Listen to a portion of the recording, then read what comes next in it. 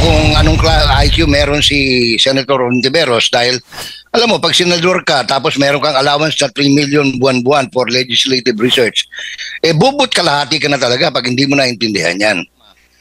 Tinitingnan ko, from all the literatures available, wala silang in aid of legislation.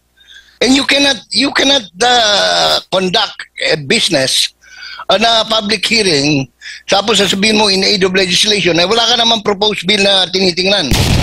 Oo nga. At, kasi alam naman natin, number one, yung pagmumura may desisyon na Supreme Court.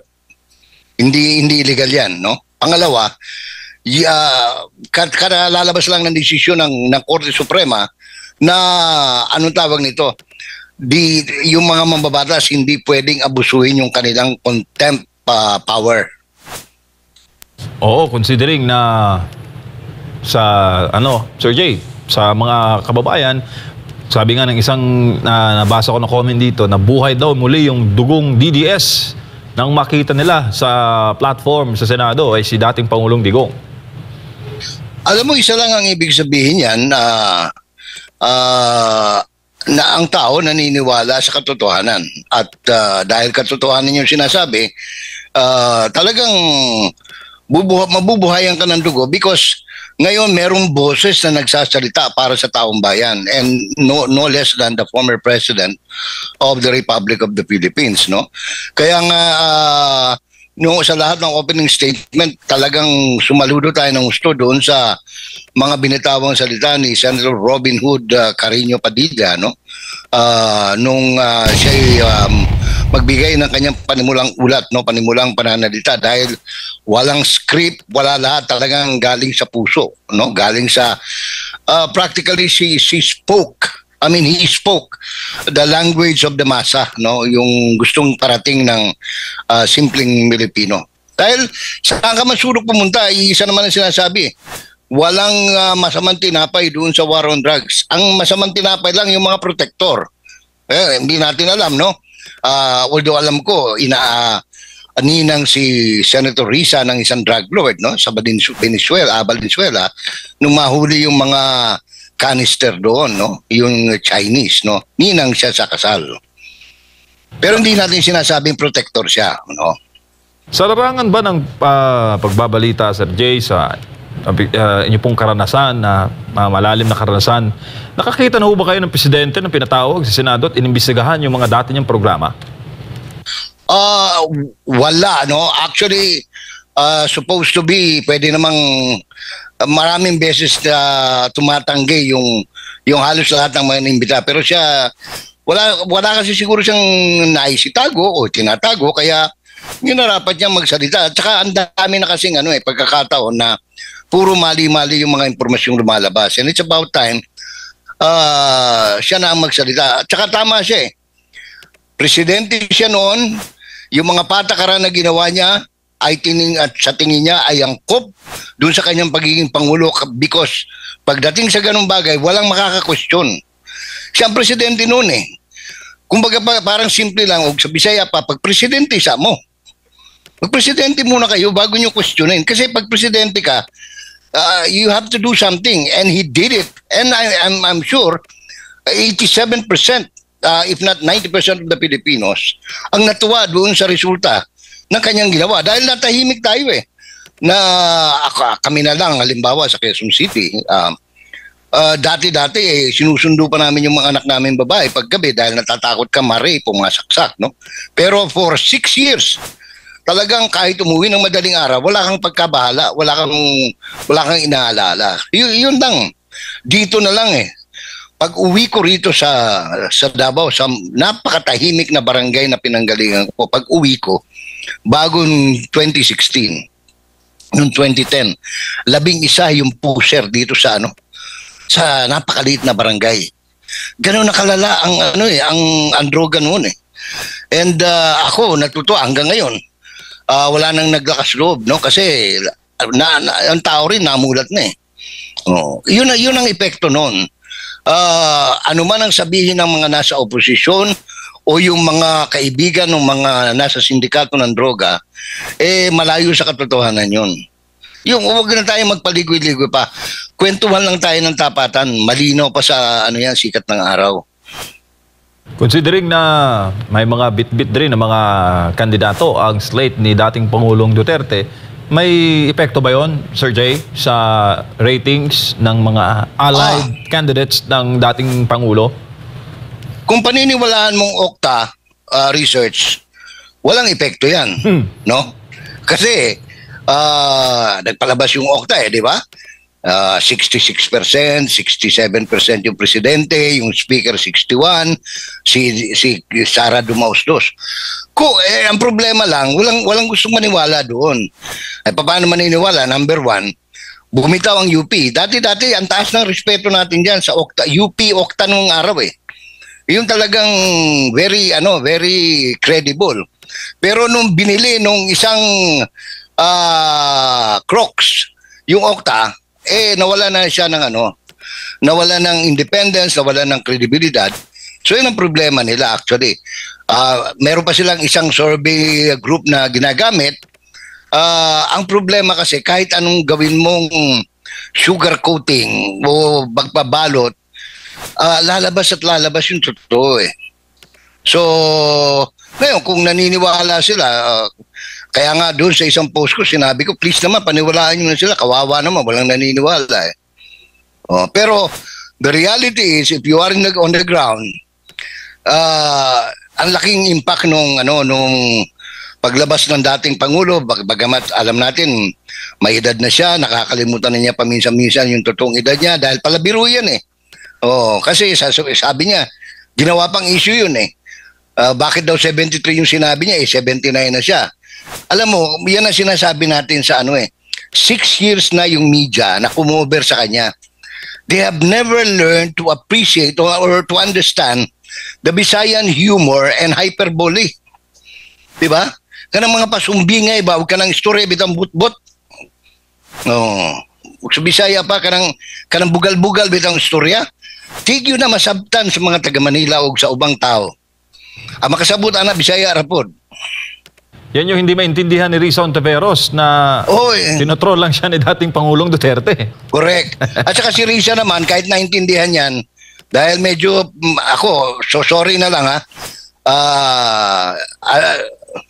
I don't know kung anong IQ meron si Senator Ontiveros dahil, alam mo, pag senador ka, tapos meron kang allowance na 3 million buwan-buwan for legislative research, bubot kalahati ka na talaga pag hindi mo naintindihan yan. Diba? Kung meron kang 3 million a month for research and you still don't understand the psyche of the former president, then you are stupendously idiot. Diba? Opo, Sir Jay, magandang gabi. Dito po sa naging mga pahayag na sa Senado, needed pa ba na lumitaw siya doon sa Kamara at may tuturing mo ba na case closed na itong mga ipinupukol? Sa kanya kasi ipinupukol palagi Alam mo, hindi hihinto yung mga yan kasi iba naman ang objective nila. Their objective is never for legislative purposes. Kasi tingnan mo, yung quadruple committee o kung quadcom, ang dami nang tawag dyan, may wadcom to wadcom, no? Pero ang totoo niyan, quadruple committee, 4 na committee nagsama-sama. Tinitingnan ko, from all the literatures available, wala silang in aid of legislation. And you cannot conduct a business na public hearing, tapos sasabihin mo in aid of legislation, wala ka naman proposed bill na tinitingnan. Di ba? Saksak sinago lang sila, huwag sa Bisaya pa ba? At saka beside, no? Kung talagang may konting kahiyang pang natitira, after all the troubles, itong skandalo na nangyari the last 2 days, no? Diyan sa mababang kapulungan, they should already disband. Kung gusto pa nilang may matira pang konting respeto ang taong bayan, no, ang Pilipino sa House of Representatives, because ako sa tingin ko, if they continue to do that, this will be the worst and the most nakakahiyang kongreso. Alam mo, ako 5 years old pa lang, sinasama na ako ng tatay ko doon sa old yung yung executive house diyan sa may Manila, yung dating kongreso. Talagang pag nakinig ka sa mga congressman noon, tsaka mga senador, talagang kapita-pitagan, ka-respeto. Sa ngayon, wala. Pasensya na po, pero ako bilang magiging tapat ako, wala pong ka-respetong natitira ngayon sa akin, sa mga mambabatas. Ang dami kong kaibigan dyan, no? Marami pa akong inaanak sa kasal, pero sayang sinasayang lang pagkakataon. Ngayon, kung gusto na makabawi, tapusin na nila yan. Dahil wala naman talaga silang nabisto na lahat yung kalokohan nila. Lahat na lang, no? Saan ka na makakakita? Anong in aid of legislative? Alimbawa na lang, para hindi nila sabihin, parang paano mo sasabihin may katuturan yung Saan ka nakakita? Isang chairman ng committee tatanungin, boyfriend mo ba si Wesley? Para bang, bakit? Meron ka bang panukalang batas para sabihin na pinagbabawal ang pagkakaroon ng boyfriend ng pangalan ng Wesley? Wala naman di ba? Ang dami dyan Ngayon, kung gusto nila talaga maging tapat, palitan nila, ang imbestigahan nila, lahat ng flood control project na ngayon, pati litrato lumalabas. Walang puro tambak lang, walang semento, walang kabilya. Yun, kung talagang totohanan sila. Pero, tsaka ka nakakita, magtatanong lang pag ang sagot hindi ayon doon sa gusto nila, ipapakontempt nila. Anong klaseng kagaguhan yun, di ba? Opo. Kayo rin po ba ay nagtataka bakit doon sa mga sinasabing mga involved sa illegal na droga na naging casualty sa war on drugs yung nabibigyan ng pansin, bakit walang effort din sila para mabalanse doon naman sa epekto ng illegal na droga na for sure, hindi lang daan-libo, hindi lang daan-libo, milyon-milyon na mga buhay, mga kabataan at pamilya ang sinira nito. At kaakibat pa nito yung mga krimen na involve ang drugs, karumal-dumal na klase ng krimen. Bakit wala din silang effort na mapakinggan din natin yung kanilang mga sentimiento? Kasi wala naman talaga silang intensyon Kaya kita mo, ang una nilang pinapunta, yung mga drug lord, yung mga mamamatay tao, mga kriminal, no? Notorious criminal. Yun ang pinaharap nila. Nakabilanggo, pinaharap. Unang-una, kung tutusin mo, wala na talagang walang katuturan yan. Pangalawa, drug lord. Pinatunayan na yan ng mga authorities, Kerwin. Tapos si Mabilog nagtago. Sasabihin nila, kaya lumabas dahil natakot. Ay, ba't ka magtatago kung wala kang kasalanan? Diba? Pangalawa, kung may kaso siya, anong nangyari sa kaso? Nasaan yung driver nung doon sa Alitagtag? Ang dami Walang, kaya ako, iniisip ko talaga, itong mga tao ito, walang intensyon na malaman ng kundi, gusto lang talaga siraan si Mr. Duterte, siraan si Vice President. Yun na lang sa CIF yung Confidential Intelligence Fund. Sinabi na ng COA, walang problema. Certified na yan ng COA. Ano pa itatanong mo? Pangalawa, kung meron silang dapat sinumon dyan, sinabi na, para magpaliwanag doon sa 125 million, it should be President Marcos. Si Bongbong. Kasi sa kanya yun may violation na nga doon sa Constitution yan at saka decision na yun ng Supreme Court. You cannot, mali yung paglilipat ng pondo. Diba? Pag tinignan mo yung desisyon ng DAP, DAP, tsaka yung sa PDAP, walang pinagkalayo yan. Hindi mo pwedeng i-juggle yung pondo. Pondo yan ni Marcos. So, dapat si Marcos ang magpaliwanag dyan sa Kongreso. Bakit niya binigay yung 125? Di ba? Kasi, pinainan si Inday si Vice President Ang problema nila, yung pinainan nila, matalino di ginawa niya tanan. Sige, gusto nyo 11 days, ipapa-obligate ko yan para magamit lahat yung pondong yan. Certified lahat. Ano sabi ng COA? Wala pong mali. Ngayon pinipilit nila, may mali. Bakit? Mas marunong pa kayo sa COA. Mag-resign kayo dyan, mag-apply kayo sa COA, baka matanggap kayo. Ganun lang yun. Opo. Parang kagaya din doon sa pag-question ni Senador Jinggoy Estrada doon sa pag-iimbestiga ng noon ay naging CHR, tapos naging kalihim pa ng DOJ. Department of Justice sa mahabang panahon na meron siyang kapangyarihan, meron siyang mga pamamaraan para makapagsagawa ng malalimang investigasyon, ngunit mismo sila wala silang nakuha na matibay na ebidensya na makapagtutukoy talaga kung itong si dating Pangulong Duterte may illegal na ginawa. Pero ang nakakabahala Correct. nito, dahil sa kabila noon na meron silang kapangyarihan, ginigiit pa rin nila na merong kasalanan ang dating Pangulo. Okay ba yan? Ano ba yung magiging impression niya sa taong bayan na kung ano yung iniisip mo, yun na talaga yung pinal? Kumbaga, laging iginigit na dapat dumaan sa due process, pero doon pa lang sa mga pahayag mo na hanggang ngayon talagang ikay naniniwala na may kasalanan, pero hindi mo napatunayan sa mga nakalipas, lalo na nung panahon na meron kang kapangyarihan para imbestigahan itong mga sinasabi mong kasalanan. Correct. Yun nga hindi lang 6 na taon, no? Many years na. Mayor pa lang si Mr. Duterte. Ganyan na sila. Puro propaganda it is more of a vilification campaign rather than unearthing the truth, no? Kumbaga sa English. Kasi, simple lang yan. If you have the goods, you file the case. Unfortunately, wala silang naipafile na case ever since against Mr. Duterte, no? Kasi nga, wala naman talagang kaso. Puro paninirampuri lang. Ang maswerte lang sila because the president is a practical politician. Alam niya na ano lang ito, pa-etos lang ito, char-char lang, kumbaga sa usapang bakla, no? Hindi na niya pinapansin, no?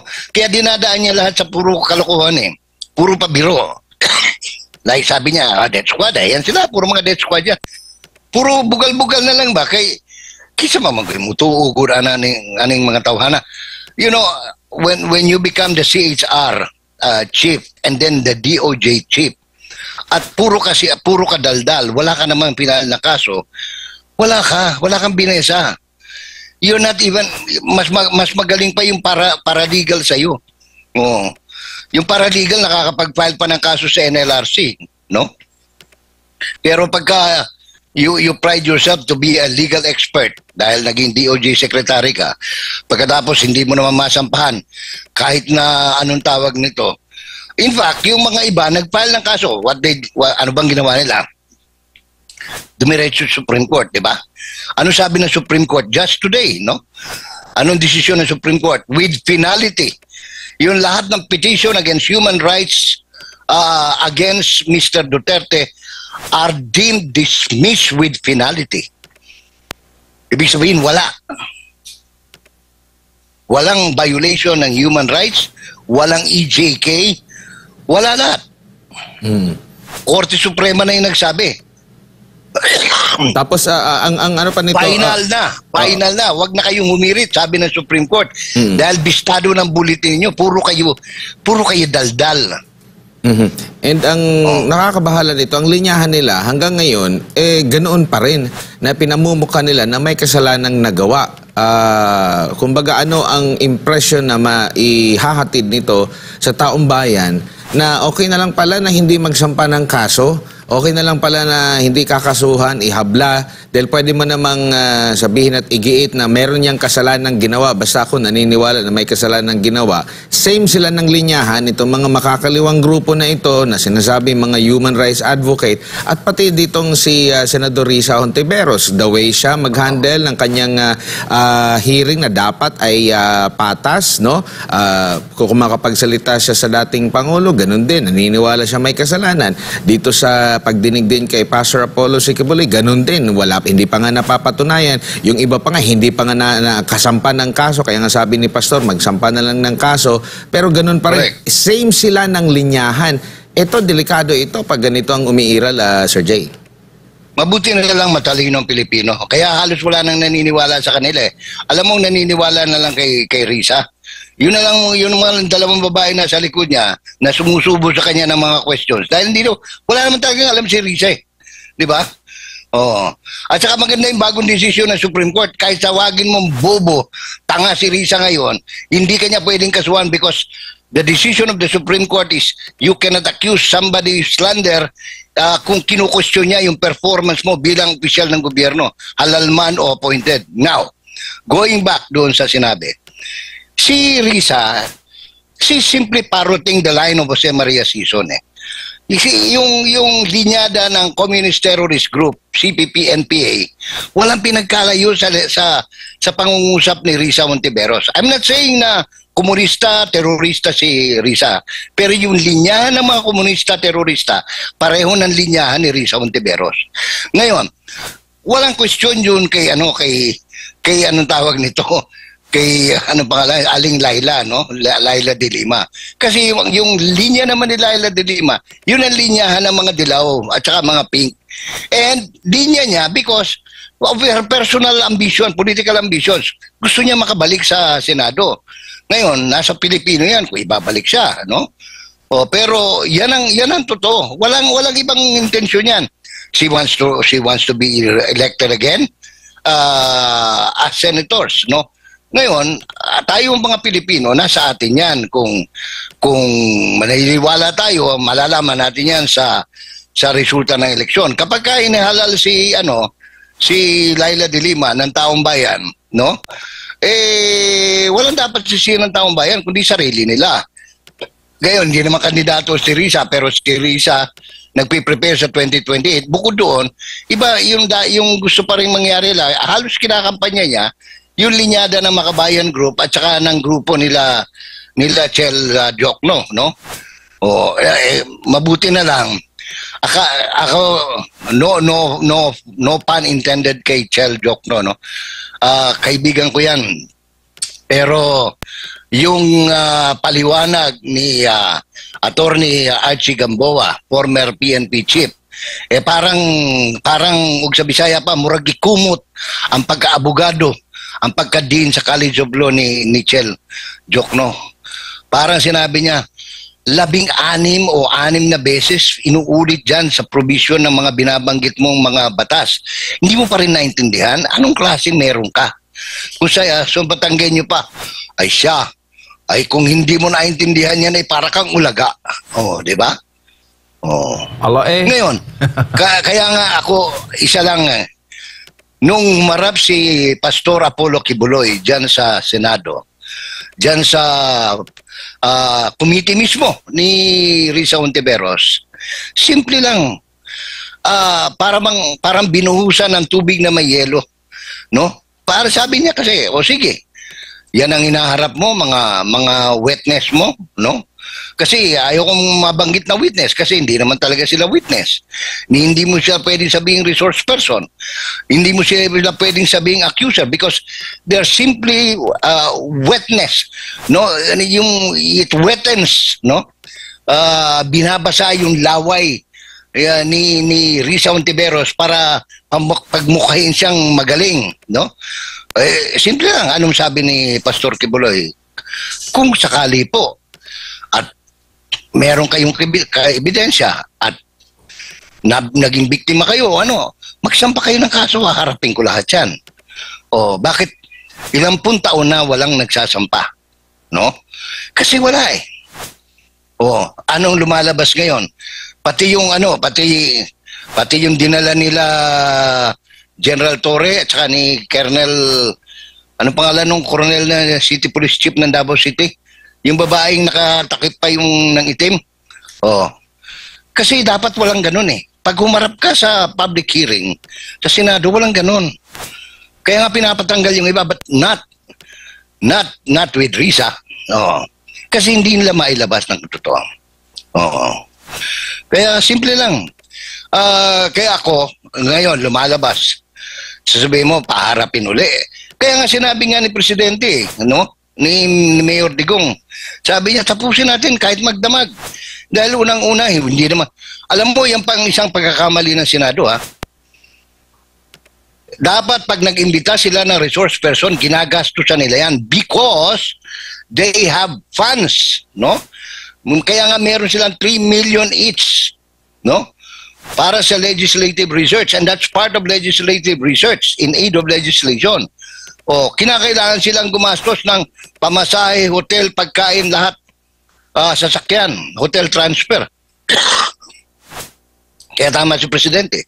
Kaya sabihin mo, kailangan pa bang imbitahan? I don't think so. In the first place, gusto ko lang samantala hindi ng pagkakataon, no?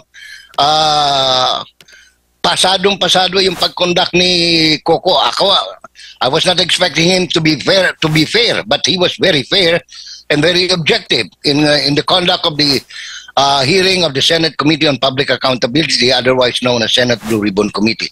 Kaya maayos, no? At saka kita mo nga, si Senator Jingo Estrada mismo, he did well also when he kept on asking Miss De Lima, no? Senador, si DOJ Secretary ka, wala kang na-file? Ilang pun taong ka? Oh. Alam mo, yung ganun kasimple, no? Hindi na ito panahon ng puro tayo dada, no? Pag meron tayong, kapareho niyan, kasi gagaya-gaya kayo dyan kina Dan Fernandez, kina Benny Abante. O, anong nangyari? Nagka-etot-etot ang buhay nila. O, lumabas yung katotohanan. Kasi yung kapitbahay ko yun si Colonel, anong pangalan yun? Grijaldo, si Hector. Oo. Kahit na mahirap silang pamilya, dito kilalang-kilala yung pamilya niyan. Very honest, very humble. Hindi mo pwedeng subornohan yan kahit na bayaran mo pa siguro ng milyones yan, hindi magbabago ng ano yan. Pag-uugali dahil mulat sa pool, ganyan na siya. Can you imagine, for him to be very decisive and be very brave in telling the truth, despite the fact may 4 na taon pa yan, PNP graduate yan, kung saan ako nag-lecture din nung araw dyan. Sakripisyo, because pwede pa siya maging general Pero alam niya, the price he had to pay for telling the truth, no? Hindi niya inalintana yun. Kaya talagang saludo tayo dyan kay Mang Hector, kay Colonel Grijaldo.